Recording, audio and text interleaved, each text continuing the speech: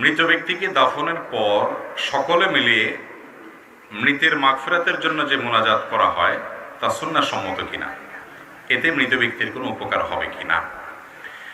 এর উত্তর হলো যে কোনো মানুষ মারা যাওয়ার পর তার লাশ দাফন করার পর যারা দাফন কাজে অংশগ্রহণ করেছেন এই ব্যক্তিরা দাফন প্রক্রিয়া সম্পন্ন করার পর মাটি দেওয়ার পর কেবলামুখী হয়ে মৃত ব্যক্তির জন্য দোয়া করাটা সুন্নাত।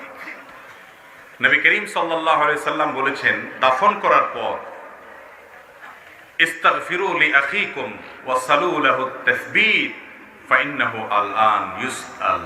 যার অর্থ হলো, তোমাদের ভাইকে দাফন করা হলো, মৃত ব্যক্তিকে দাফন করা হলো, এখন তোমরা আল্লাহর কাছে তার হয়ে ক্ষমা প্রার্থনা করো, তার জন্য মাফ চাও, আর কবরে এখন সে জিজ্ঞাসাবাদের মুখোমুখি হবে। মুনকার নাকির তাকে সোয়ালের মুখোমুখি করবেন।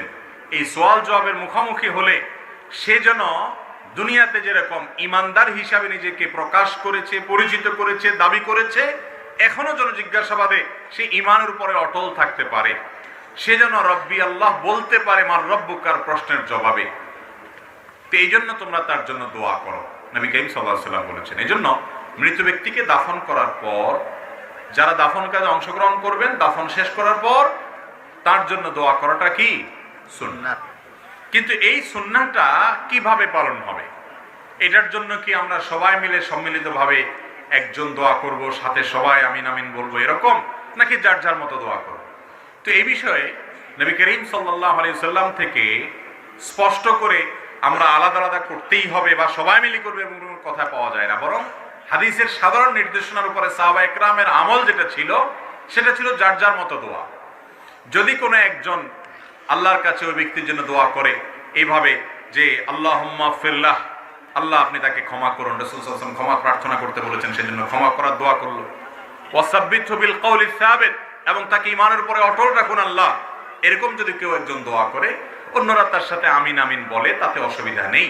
এটাকে যদি আবশ্যক বানিয়ে না নেয়, এটাকে যদি সিস্টেম বানিয়ে না নেয়, এটাকে যদি আপনার এই দোয়ার একমাত্র পদ্ধতি হিসাবে ধরে না নেয়, কেউ একজন বলল তার সাথে অন্যরা আমিন বলল, অসুবিধা নেই। বাকি মূল বিষয়টা হলো এটা যার যার মতো করা।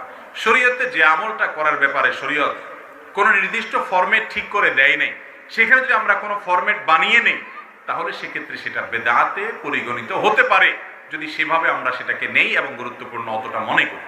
এই জন্য মাইয়াতকে দাফন করার পর দোয়া করা সুন্নাহ। দোয়াটা যার যার মতো হবে, আল্লাহুম্মা ফিরলাহ ওয়া সাব্বিতহু বিল কওলি সাবিত, অথবা বাংলায় আমরা বলতে পারি আল্লাহ আপনি তাকে ক্ষমা করে দিন এবং ঈমানের উপরে সওয়াল জবাবে, মুনকার নাকিরের সওয়াল জবাবে অটল থাকার তৌফিক দান করুন।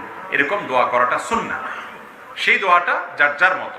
কেউ একজন বলল, তার সাথে কদাচিৎ কেউ আমিন বলল, কাকতালে ভাবে মিলে গেল, তাতে কোনো অসুবিধা নাই। কিন্তু সিস্টেম বানিয়ে নেওয়া যে না, জানাজা যেরকম সবাই মিলে পড়তে হয় জামাতের সাথে, এটাও সবাই মিলে করতে হবে জামাতের সাথে, এরকম আবশ্যক বানিয়ে নিলে সেটা ভুল হবে। কারণ হাদিসে আমাদেরকে এরকম করতে ফরম্যাট ঠিক করে দেওয়া হয় না। ইবাদতের বিষয়টা হলো যেইভাবে বর্ণিত হয়েছে, যে ইবাদত যেইভাবে বর্ণিত হয়েছে হাদিসে, ওইটাকে ওইভাবে করতে হবে, মন গড়া পদ্ধতিতে করা যাবে না। আবার কোনো ইবাদতের যদি পদ্ধতিগত বিষয়গুলোতে যথেষ্ট আপনার ছাড় রাখা থাকে, অর্থাৎ আম রাখা থাকে, নির্দিষ্ট কোনো কিছু বলা না হয়, তাহলে সেক্ষেত্রে যে কোনো পদ্ধতিতে কাকতালে ভাবে হয়ে যেতে পারে। কিন্তু কোনো একটাকে ফিক্স করে যদি নেই আমরা যে না এরকমই হইতে হবে, তাহলে সেটা কি হতে পারে? বেদাতের দিকে যেতে পারে।